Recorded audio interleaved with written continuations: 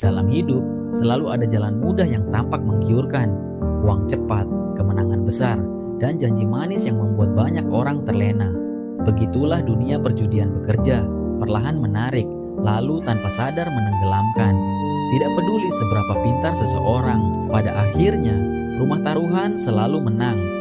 Di balik gemerlap kasino dan layar ponsel para penjudi online, ada kisah gelap yang jarang terlihat. Hutang yang menumpuk, keluarga yang terabaikan, dan hidup yang hancur tanpa suara. Keserakahan tidak pernah membawa siapapun pada kemenangan sejati. Ia hanya menuntut lebih, hingga semuanya habis, uang, hubungan, bahkan nyawa. Karena dalam dunia perjudian tidak ada yang benar-benar menang. Yang ada hanyalah mereka yang terlambat menyadari ketika semuanya sudah hilang.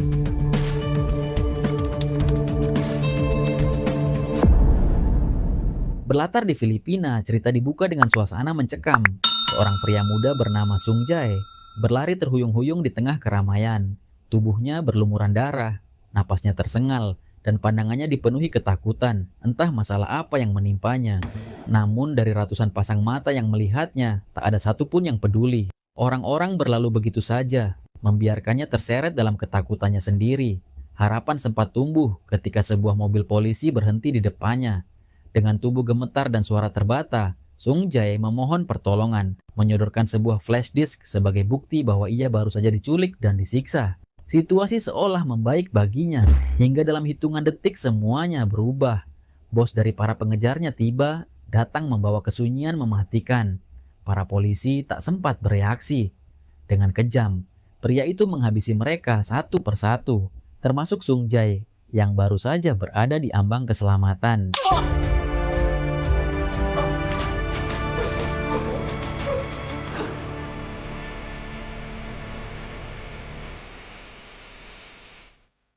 Cerita kemudian berpindah ke Korea. Seorang detektif bernama Ma Seok-do sedang menjalankan operasi rutin bersama tim investigasinya. Mereka menyisir wilayah peredaran narkoba, menangkap para pengedar hingga ke sarang terakhir mereka. Tidak ada yang luput dari penangkapan.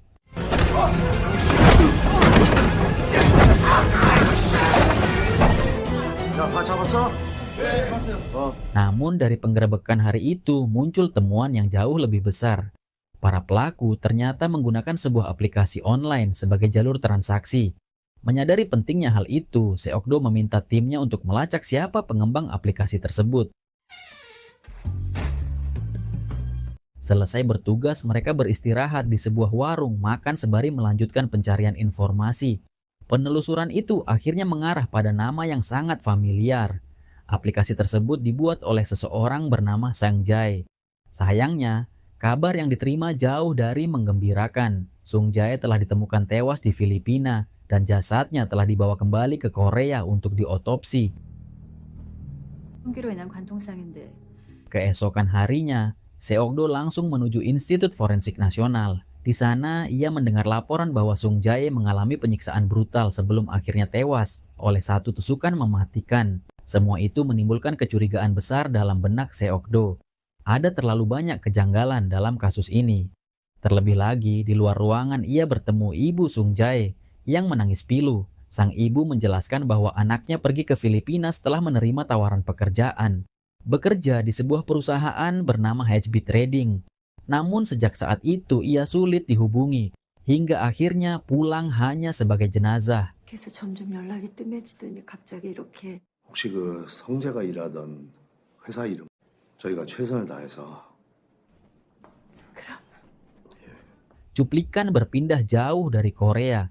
Di suatu tempat di Filipina, berdirilah sebuah fasilitas rahasia yang beroperasi sebagai pusat sindikat judi. Tempat itu dikuasai oleh seorang mantan marinir Korea Selatan bernama Chang Gi, seorang pria kejam dan terlatih, dengan disiplin militer yang terkikis oleh ambisi gelap. Bangunan itu dijaga ketat seperti kamp konsentrasi modern. Para pekerja didominasi ahli komputer yang sebelumnya ditipu dengan iming-iming pekerjaan menarik. Begitu berada di sana, mereka dipaksa menjalankan penipuan berjudi online selama berjam-jam. Kesalahan sekecil apapun dibayar dengan siksaan tanpa ampun. Lingkungan itu dingin, brutal, dan hanya dikuasai oleh satu hukum. Perintah canggih adalah hidup dan mati. Meskipun terlihat berkuasa di markas judi online itu, Changgi sebenarnya bukan dalang sesungguhnya. Ia hanyalah tangan kanan dari seorang pengusaha muda bernama Dong Cheol, seorang ahli IT berbakat yang berhasil membangun kerajaan judi online lintas negara. Dong Cheol menjadi otak yang merancang sistem, sementara Changgi berperan sebagai eksekutor lapangan yang membuat semua perintah berjalan dengan kekerasan. Atas instruksi sang bos, Changgi memiliki satu prinsip yang tidak pernah boleh diganggu. Tidak boleh ada bandar judi online lain yang beroperasi di wilayah mereka. Jika ada yang mencoba membuka usaha serupa, sekecil apapun, mereka langsung menjadi sasaran pembersihan. 새로 생긴 사이트 위치 파악됐습니다. Pada suatu hari, alat pendeteksi situs judi yang dimiliki sindikat menangkap sinyal sebuah bandar baru yang baru saja diluncurkan. Tanpa ragu, Changgi membawa para anak buahnya menuju lokasi. Setibanya di sana, mereka tidak memberi kesempatan apapun. Fasilitas baru itu diratakan tanpa ampun. Orang-orang yang mencoba melawan berakhir sebagai korban kekejaman mereka. Tujuannya jelas, memastikan tidak ada pesaing yang bisa tumbuh, walau hanya seumur jagung.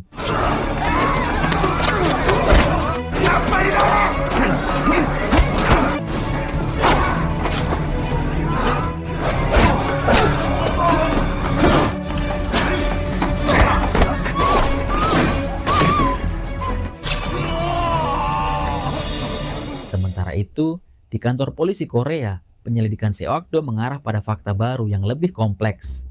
Dari penelusuran timnya, mereka menemukan bahwa pengembang asli aplikasi transaksi narkoba sebenarnya sudah tertangkap sebelumnya. Aplikasi yang ditemukan pada kasus mereka hanyalah versi turunan dari aplikasi open source yang dibuat Sung Jae saat masih mahasiswa.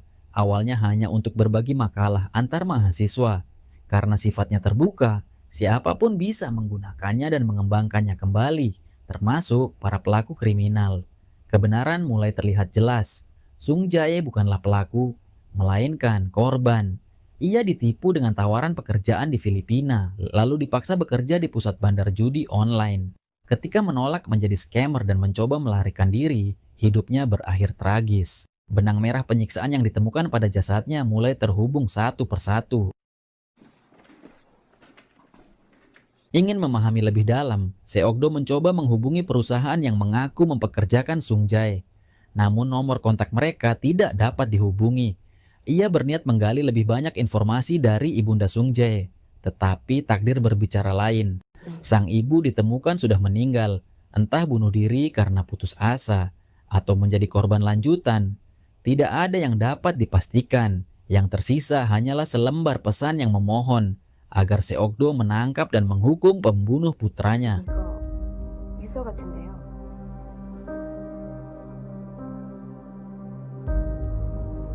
Namun niat mulia itu menghadapi tembok besar. Kasus yang ditangani Seokdo telah masuk ke ranah kejahatan cyber, jauh di luar kewenangannya sebagai detektif kriminal. Atas alasan prosedur, atasannya melarangnya melanjutkan penyelidikan. Meskipun Seokdo berusaha meyakinkan bahwa ada korban yang dibunuh secara brutal, keputusannya tetap tak berubah.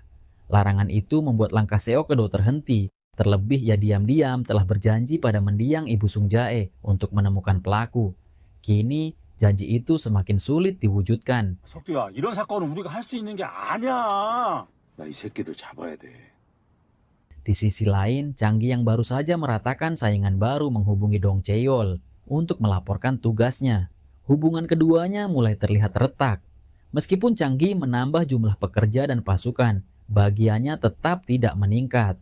Dong Cheol hanya memberikan janji-janji kosong, meminta jumlah pekerja ditingkatkan hingga ratusan ribu sebelum pembagian hasil bisa dinaikkan. 그 10만 명 더 늘리면은 내가 너 지분 10% 올려줄게. 이번엔 약속 지키십시오. 아무튼 권 사장이 내일 모레까지만 좀 신경 써서 봐. Beberapa hari berlalu dan Changgi kembali menagih kenaikan bagian yang dijanjikan. Alih-alih menjawab, Dong Cheol memutus panggilannya.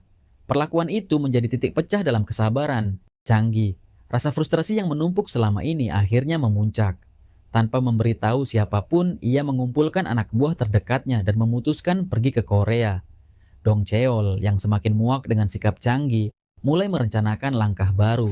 Ia tidak lagi melihat Changgi sebagai partner yang dapat diandalkan, melainkan sebagai ancaman yang sewaktu-waktu bisa meledak. Diam-diam ia menyiapkan pengganti, seorang pria bernama Kwon, calon tangan kanan baru yang disiapkan untuk mengambil alih posisi Changgi kapanpun dibutuhkan. Keretakan di antara mereka mulai tampak, dan benih pengkhianatan tumbuh tanpa bisa dibendung. 사장, 예. 그 카지노 운영해 본 적 있나? 시키면 해주시면 뭐든. Sementara itu, di sisi lain kota, Seokdo tidak menyerah meski atasannya telah melarangnya melanjutkan penyelidikan. Dengan bantuan ahli cyber, mereka menemukan nama situs judi online yang selama ini mereka cari. Situs itu dikenal sebagai Casino Emperor. Demi menggali informasi lebih dalam, mereka mencoba masuk ke dalam sistem dengan akun pelanggan, bahkan menghabiskan sejumlah uang untuk melakukan deposit. Namun upaya itu tidak membuahkan hasil. Akses mereka terbatas, dan lokasi server yang memakai IP luar negeri membuat penyusupan menjadi sulit. Mereka menyadari bahwa untuk memahami cara kerja sindikat ini, mereka membutuhkan sudut pandang dari dalam. IP를 하도 해외로 빙빙 돌리니까 추적하기가 까다로워요. 그쪽 카지노 애들 인적 구성이나 돌아가는 속사정 좀 알면 방해잡기 훨씬 수월할 텐데 말이에요. Dorongan itu membawa Seokdo kepada seorang pengelola kasino offline yang pernah menjalankan operasi judi online di Filipina. Nasib pria ini tidak berbeda dari para bandar lain. Bisnisnya dihancurkan oleh Changgi tanpa sisa. Seokdo membawanya ke kantor polisi untuk mendapatkan penjelasan rinci tentang bagaimana kasino online beroperasi. Dari penjelasan panjang itu muncullah informasi penting. Ada seorang agen yang bekerja untuk Casino Emperor di Korea, meskipun markasnya berada di Filipina. Dengan petunjuk itu, Seokdo bergerak cepat menuju lokasi yang disebutkan. Setelah melakukan pengintaian dan sedikit permainan sandiwara, mereka berhasil menemukan orang yang dimaksud.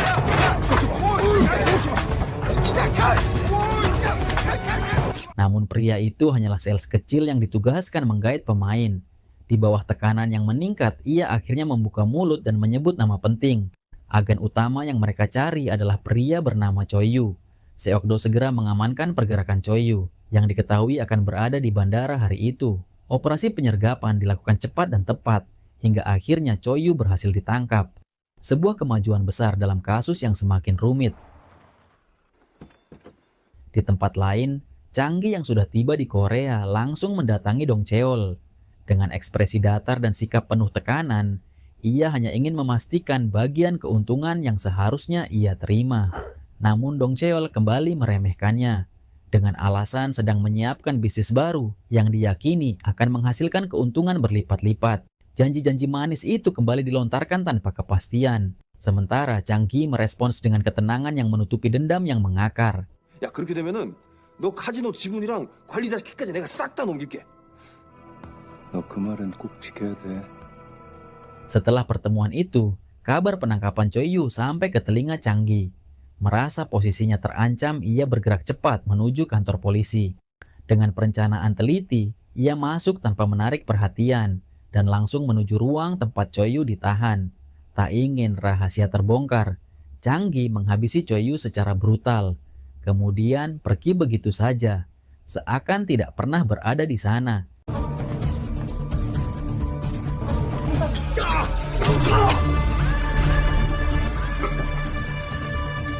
Tindakan itu membuat Dong Cheol semakin murka. Ia melihat Changgi bertindak seenaknya, melampaui batas dan berpotensi mengancam hidupnya. Dengan rasa takut yang mulai merayap, Dong Cheol dan Kwon menyimpulkan bahwa jika mereka tidak bertindak lebih dulu, Changgi bisa saja menghabisi mereka kapan saja. Maka mereka mulai merancang rencana untuk menyingkirkan Changgi sebelum semuanya terlambat. 창기 이 새끼가 내 순수한 마음을 몰라주는 것 같아. 제껴버립시다. Beberapa waktu kemudian, di sebuah tempat mewah yang dipenuhi cahaya dan kilauan ambisi, Dong Cheol meluncurkan perusahaan barunya secara resmi. Para investor berkumpul membawa harapan besar terhadap bisnis yang dijanjikan sebagai lompatan besar dalam dunia digital. Namun di balik kemegahan itu, badai pengkhianatan, dendam dan pertarungan kekuasaan sedang menunggu untuk meledak kapan saja. Setelah mendapatkan informasi tentang keberadaan Dong Cheol, Seokdo bergerak cepat menuju lokasi untuk melakukan interogasi. Tanpa ia sadari, hari itu nasib mempertemukannya dengan orang yang selama ini ia kejar. Di dalam lift, ia berhadapan langsung dengan Changgi, lelaki tenang yang menyembunyikan badai di balik sorot matanya. Keduanya belum saling mengenal, namun kecurigaan langsung terbangun hanya dari cara mereka saling memandang. Seokdo merasakan ada sesuatu yang janggal, seolah nalurinya memberi peringatan. Ketika lift bergerak naik, Changgi turun satu lantai lebih awal. Seokdo, yang awalnya berniat menuju lantai Dongcheol, tiba-tiba mengubah rencana. Ia mengikuti langkah Changgi, terdorong oleh firasat yang tidak dapat ia abaikan. Saat pintu lift tertutup, ketegangan berubah menjadi konfrontasi. Pertarungan pecah tanpa kata, tanpa alasan yang jelas bagi keduanya. Gerakan mereka saling membaca, saling menyerang.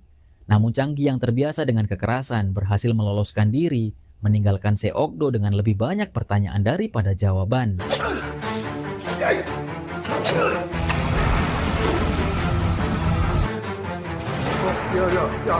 이 새끼. 야, 잠깐만. 야.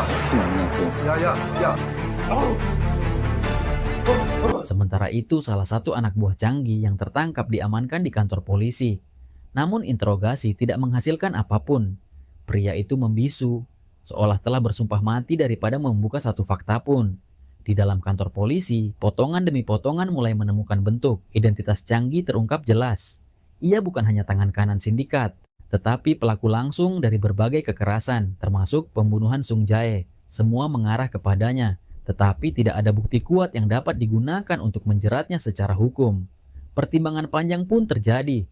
Pada akhirnya, Seokdo mengusulkan rencana nekat, membuat bandar judi online palsu sebagai umpan, agar para pelaku datang dengan sendirinya. Hanya dengan cara itu, mereka bisa mendapatkan bukti yang tidak dapat disangkal. Rencana ini segera dieksekusi.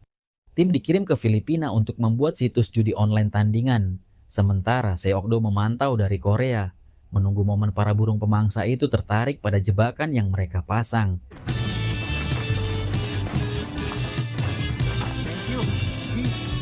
Di sisi lain, Dongcheol yang sebelumnya hanya merencanakan untuk menyingkirkan Changgi kini memutuskan mengeksekusinya secara langsung. Kwon memimpin tim penyergapan menuju kediaman Changgi. Namun perhitungan itu meleset. Changgi bukanlah target mudah. Dengan ketenangan yang hampir menyeramkan dan keahliannya bermain pisau, ia menghadapi para penyerangnya seorang diri, satu persatu tumbang, hingga hanya Kwon yang tersisa. Berada dalam ancaman pisau yang begitu dekat dengan nyawanya, Kwon tidak memiliki pilihan selain menerima tawaran untuk membelot.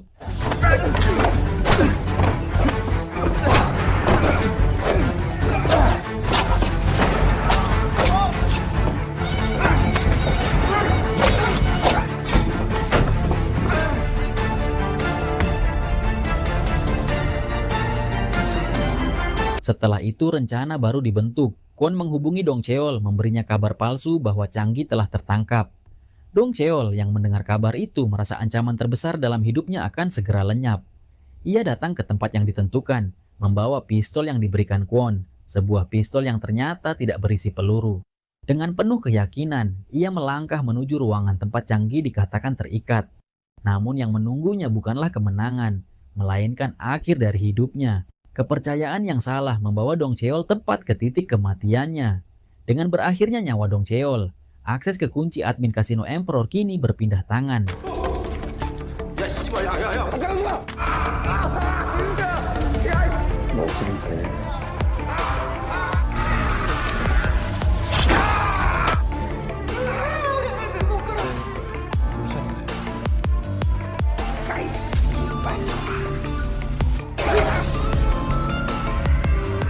Changgu masuk ke villa milik bekas atasannya, membuka berangkas penuh rahasia, dan mengambil kunci master yang mengendalikan seluruh operasi judi online itu. Uang dalam jumlah besar yang tersimpan di dalamnya ia berikan kepada Kwon, sebagai bagian dari perjanjian gelap yang kini mengikat keduanya.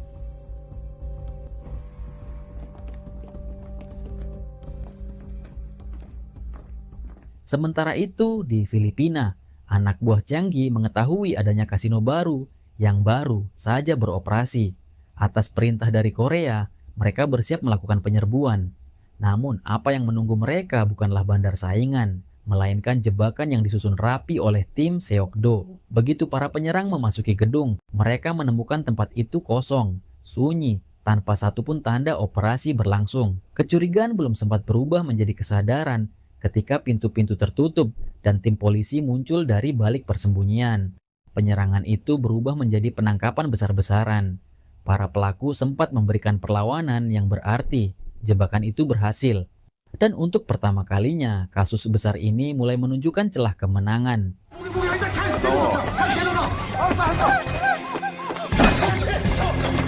Satu anak buah Changi akhirnya dipaksa membuka mulut setelah interogasi yang keras dan cepat. Dari sanalah, lokasi Kasino Emperor berhasil diketahui. Tanpa menunda waktu, seluruh tim langsung bergerak menuju tempat itu untuk melakukan penyergapan. Serangan dilakukan cepat, namun tetap tepat sasaran. Bandar judi online itu berhasil dilumpuhkan, sementara berbagai barang bukti disita dan diamankan. 여기 중요 정보에 접근하려면 관리자가 승인을 해야 돼. 근데 관리자가 바뀐 거 보니까 Di Korea, Seokdo melaju menuju villa milik Dong Cheol. Dengan keyakinan bahwa semua bukti telah cukup kuat, ia berniat menangkap sang pemilik villa. Tanpa ia sadari, Dong Cheol sudah tewas beberapa saat sebelumnya. Di dalam villa, Kwon sedang sibuk memindahkan dan memloading aliran uang tanpa menyadari bahwa para polisi telah mengepung lokasi itu. Kekacauan pun tidak terhindarkan ketika penyerbuan dimulai. Kwon mencoba memberikan perlawanan, namun usahanya hanya berakhir sia-sia. Sebelum tumbang, ia sempat mengungkapkan satu informasi penting. Changi kini menuju bandara setelah membunuh Dong Cheol. Dengan informasi itu, Seokdo segera bergegas menuju bandara, berusaha menangkap Changi sebelum pria itu lepas terbang menuju Filipina. 비행기표는 몰라 빨리 찾아라. Sambil melaju, ia terus berkoordinasi dengan bawahannya untuk mencari nomor penerbangan yang digunakan sang buronan. Di bandara, pintu pesawat sudah ditutup dan waktu keberangkatan tinggal hitungan menit. Namun Seokdo tahu, kejahatan tidak boleh diberikan kesempatan untuk kabur. 마닐라행 에이스타항공 KR620. Ia menemukan pesawat yang dimaksud dan masuk seorang diri. Di sana, ia akhirnya berhadapan dengan musuh terakhir. Dari sorot matanya terlihat jelas bahwa Seokdo tidak datang untuk melakukan penangkapan. Ia hanya ingin mengakhiri semuanya, seperti janji yang pernah ia ucapkan pada Ibu Sungjae. Pertarungan pun pecah di ruang sempit itu. Changi memberikan perlawanan sengit, mengandalkan seluruh kekuatan dan keahliannya. Namun sekuat apapun ia bertahan, senyum di wajahnya justru menjadi senyuman terakhir, sebelum ajal menjemputnya.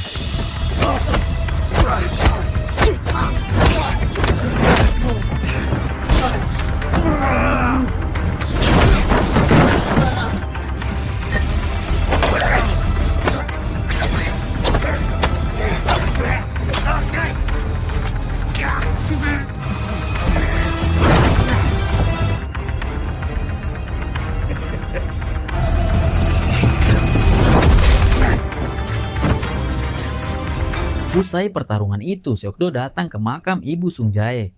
Dalam keheningan, ia berdiri di hadapan pusara itu, seolah hanya ingin menyampaikan bahwa janjinya telah ia tepati. Dengan itu, perjalanan panjang ini pun berakhir.